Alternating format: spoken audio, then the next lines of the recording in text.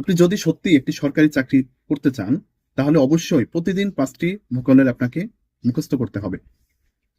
সেজন্য প্রতিদিন আমরা আমাদের পেজে 5টি ভোকাবুলারি গল্পে গল্পে শেখার চেষ্টা করি। কিভাবে বাক্যে ব্যবহার করতে হয় এবং একটি গল্প ভোকাবুলারি কিভাবে মনে রাখা যায়, সেইভাবেই আমরা ভোকাবুলারি প্রতিদিন শেখার চেষ্টা করি।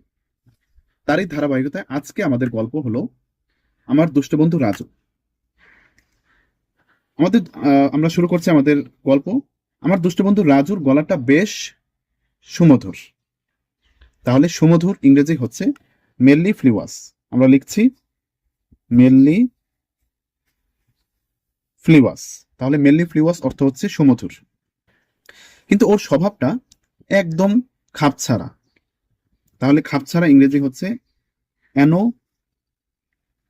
মেলাস। অ্যানো মেলাস। অ্যানোমেলাস হচ্ছে খাপছাড়া। অর্থাৎ তার গলাটা বেশ ভালো, সুন্দর করে কথা বলতে পারে বা সুন্দর করে মানুষের সাথে মিশতে পারে, কিন্তু স্বভাবটা একদম খুবই জঘন্য, বাজে, খাপছাড়া। তাহলে আমাদের এখান থেকে দুইটা গেল, দুইটা আমরা শিখলাম। প্রথমটি হচ্ছে মেল্লিফ্লুয়াস, দ্বিতীয়টি হচ্ছে অ্যানোমেলাস। একদিন এক সুন্দরী মেয়ের দিকে ওর লোলুপ দৃষ্টি পড়ল। তাহলে লোলুপ দৃষ্টি ইংরেজি কি? লোলুপ দৃষ্টি ইংরেজি হচ্ছে ল্যাসিভিয়াস। তাহলে আমরা লিখছি ল্যাসিভিয়াস। ল্যাসিভিয়াস অর্থ হচ্ছে লোলুপ দৃষ্টি। একদিন এক সুন্দরী মেয়ের দিকে ওর ল্যাসিভিয়াস দৃষ্টি পড়ল। এটা দেখে আমরা তো পুরোই শেষ, আমরা পুরোই অবাক হয়ে গেলাম। যাই হোক, মেয়েটা যেতে না যেতেই আমরা সবাই মিলে ওরে দিলাম একদম বেধড়ক মায়ের। মায়ের খাওয়ার পরে ও কথা দিল ও শোধরাবে, কিন্তু যেই লাউ সেই কদু, শোধরালো না ও। ওই সুন্দরী মেয়েকে আবার দেখে ওর চরিত্রের পুনরায় অবনতি ঘটল। তাহলে পুনরায় অবনতি ঘটার ইংরেজি হচ্ছে রিল্যাপস। তাহলে আমরা লিখছি শূন্যস্থানে রিল্যাপস। রিল্যাপস মানে হচ্ছে পুনরায় অবনতি ঘটা, পুনরাবৃত্তি ঘটানো। তাহলে আমরা 4টা ভোকাবুলারি আমাদের শেখা শেষ। মেলিফ্লুয়াস সুমধুর, অ্যানোমেলাস খাপছাড়া, ল্যাসিভিয়াস লোলুপ দৃষ্টি, এবং সেই সাথে রিল্যাপস পুনরায় অবনতি ঘটা। তাহলে আমরা আমাদের গল্প ফিরে যাই। তাহলে কি হলো? সুন্দরী মেয়ে দেখে ওর চরিত্রের আবার পুনরায় অবনতি ঘটলো। ওরে সবাই মিলে বললাম, তোর মাথায় চুলের পরিমাণ নগণ্য বা অতি সামান্য, অর্থাৎ তোর মাথায় চুলই তো নেই। তাহলে নগণ্য বা অতি সামান্য এর ইংরেজি হচ্ছে স্ক্যান্টি। আমরা লিখছি স্ক্যান্টি। স্ক্যান্টি অর্থ হচ্ছে নগণ্য বা অতি সামান্য, কিন্তু ভাবটা নিতে চাস একদম নায়কের মতো। অর্থাৎ তোর মাথায় তো চুলই নেই, হ্যাঁ, একদম টাক মাথার মতো, কিন্তু একটা ভাব নিতে চাস নায়কের মতো। প্রিয় বন্ধুরা, 5টি ভোকাবুলারি আমরা মাত্র শেষ করলাম গল্পে গল্পে। তাহলে আমরা একটু রিভিশন করছি। আমাদের আজকে 5টি ভোকাবুলারি ছিল। প্রথমটি মেলিফ্লুয়াস, এর অর্থ সুমধুর। দ্বিতীয়টি হচ্ছে অ্যানোমেলাস, অর্থাৎ খাপছাড়া। তৃতীয়টি হচ্ছে ল্যাসিভিয়াস, লোলুপ দৃষ্টি। 4 নম্বরে হচ্ছে রিল্যাপস, পুনরায় অবনতি ঘটা, এবং 5 নম্বরে হচ্ছে স্ক্যান্টি, নগণ্য বা অতি সামান্য।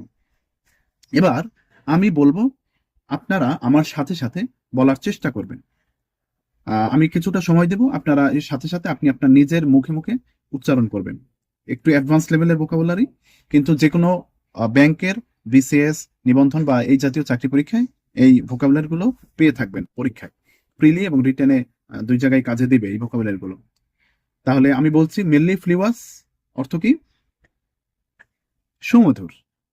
আচ্ছা, দ্বিতীয় ভোকাবুলারিটি ছিল আমাদের অ্যানোমেলাস। অ্যানোমেলাস শব্দটির অর্থ কি? বলুন, আপনি নিজে বলুন। খাপছাড়া। 3 নম্বরে যে ভোকাবুলারিটি ছিল আমাদের ল্যাসিভিয়াস। ল্যাসিভিয়াস শব্দের অর্থ কি? লোলুপ দৃষ্টি। লোলুপ দৃষ্টি, ওই মেয়েটির প্রতি যে তার একটি বাজে দৃষ্টি পড়লো। 4 নম্বরে আমাদের ভোকাবুলারিটি ছিল রিল্যাপস। রিল্যাপস মানে হচ্ছে পুনরায় অবনতি ঘটা, পুনরাবৃত্তি ঘটানো। এবং 5 নম্বরে আমাদের ভোকাবুলারিটি ছিল স্ক্যান্টি। স্ক্যান্টি শব্দের অর্থ কি? নগণ্য বা অতি সামান্য। তাহলে আমাদের 5টি ভোকাবুলারি আমাদের শেষ। এবার আপনাদের জন্য প্রশ্ন আমার, এখান থেকে আমি একটি প্রশ্ন দেব, আপনারা কমেন্টে উত্তর দেবেন। সেটি হচ্ছে, রিল্যাপস শব্দটির অর্থ কি? আমি লিখছি এখানে রিল্যাপস। রিল্যাপস শব্দটির অর্থ কি? কমেন্টে উত্তর দিবেন। ধন্যবাদ সবাইকে। প্রতিদিন আমরা 5টি আমাদের পেজে ভোকাবুলারি শিখি। আপনার চাইলে আমাদের এই 5টি ভোকালে আমাদের সাথে সাথে পড়তে পারেন। মাস শেষে আপনার 150টি ভোকালের হয়ে যাবে। 3 মাস পরে আপনার 450 ভোকালের মতো পড়া হয়ে যাবে।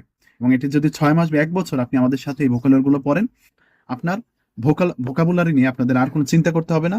আপনার ইংরেজি ফ্রি হ্যান্ড রাইটিং নিয়ে চিন্তা করতে হবে না। ইংরেজি নিয়ে কোনো ভয় পাওয়ার কোনো কারণ থাকবে না। প্রতিদিন আমাদের সাথে গল্পে গল্পে 5টি ভোকাবুলারি রুটিন করে পড়তে থাকুন। তাহলে ইনশাল্লাহ আমাদের চাকরি হবেই পেজের মতো। আমরা বলছি ইনশাল্লাহ একদিন না একদিন আপনার সরকারি চাকরি হবেই, এবং এটি খুব শীঘ্রই আপনার সরকারি চাকরি হবে। সবাই ভালো থাকবেন।